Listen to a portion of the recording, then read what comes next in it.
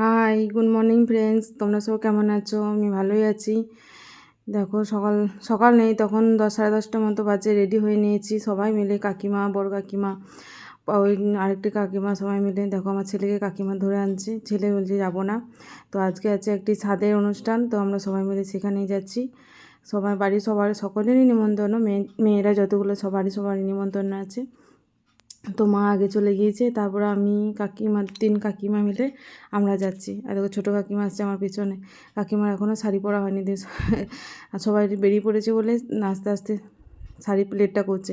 দেখুন মা, এই দেখো মা, মাসি এসেছে, তা মাসির সঙ্গে গল্প করছে, আর সকলেই খেতে বসে পড়েছে। সকলে আমাদের স্বাদের নিয়ম যেটা, দেখো আমার একটা যা ঢং করছে আমার সাথে, দেখছো কেমন করে।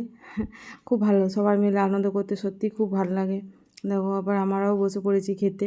কাকিমা, এটা হলো আমার দেওরের মেয়ে, আমার ছেলে, ছোটো কাকিমা, মেজো কাকিমা, সবাই মিলে বসে পড়েছি।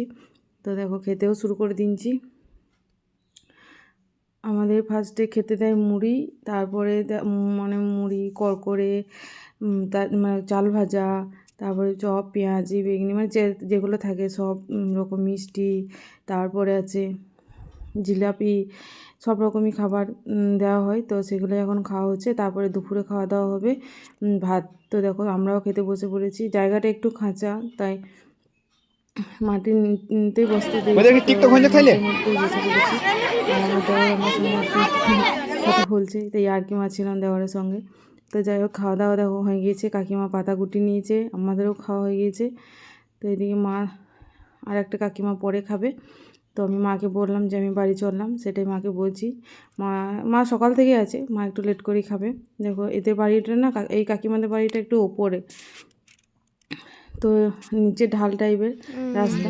তো দেখো পুকুরটা দেখো কত সুন্দর, একদম সবুজ, বর্ষাকাল মানে সুন্দর সবুজে ভরা। তো যাই হোক দেখো, এবার বাড়ি চলে এসেছি। কাছেই বটে, হাঁটা পথে এক পুকুরে এপারে আমাদের বাড়ি, কাকিমাদের বাড়ি ওপারে। মানে আমার যা সম্পর্কে যাই হয়, তো জায়ের সাত ছিল 7 মাসের। তো দেখো আর একটা দেওরের মেয়ে এসেছে, মাসি এসেছে, মানে এটা মাসির লাদনি, এটা মায়ের বোন, সেও এসেছে। সবাইকে বলা হয়েছে, তা সবাই এসেছে। দেখো আমি বলছি যে আমার ক্যামেরা দেখে তাকা, কি পাকা বুড়ি, কি কথা বলতে পারে। বলছে আমিও ফটো তুলেছি কালকে, আমাকে বলছে। ছোটো বাচ্চাদিকে সত্যি খুব ভালো লাগে। দেখো আবার একটু রেস্ট করার পর, তখন 2টো নাগাদ বাজে, 2টো বাজে, তখন আবার রেডি হয়ে নিয়েছি, একটা শাড়ি চেঞ্জ করে নিয়েছি। তো আবার যাবো খেতে। আমি আমার শাড়ি প্লেটটা করিনি, শাড়ি প্লেটটা করবো তারপরে যাব। এই তো কাকিমা, আমি, মা বলছে একটু পরে যাবে, মা যেহেতু লেটে খেয়েছে, তাই আমরা সবাই মিলে বেরিয়ে পড়ছি আবার ভাত খাওয়ার জন্য, দুপুরে খাবার। দেখো ওখানে আর ভিডিও ক্লিপ নিতে পারিনি, একদম সোজা চলে এসেছি বাড়িতে। ওখানে এত ভিড়, কোথায় হাত দেবো, তো বাড়িতে এসে সবাই মিলে হাত ধুয়ে নিলাম বেসিনে, তারপর একটু রেস্ট করবো। এখন যা প্রচণ্ড ভিড়, ধরো লোকজনের আয়োজনে আমার সে দাঁড়িয়ে থাকা, তো বললাম বাড়িতেই চলো, বাড়িতে হাত দিয়ে নাও। তো কাকিমা বললে চলো বাড়িতে, ওই জন্য আমরা চলে এসেছি।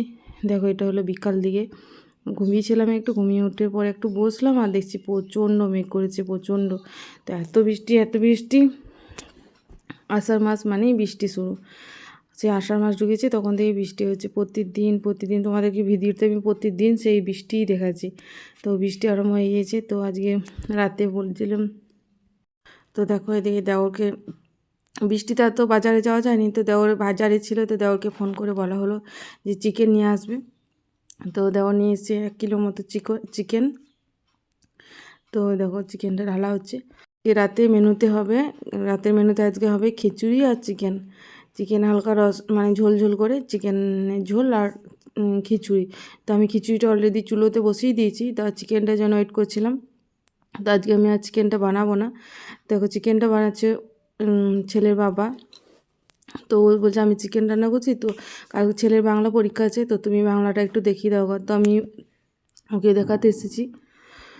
তো দেখো ও বলছে আমাকে যে বাংলা ডিপার্টমেন্টগুলো আমার পড়ানোর জন্য, আর ইংলিশ আর ম্যাথ ওইটা ওর বাবা দেখায়।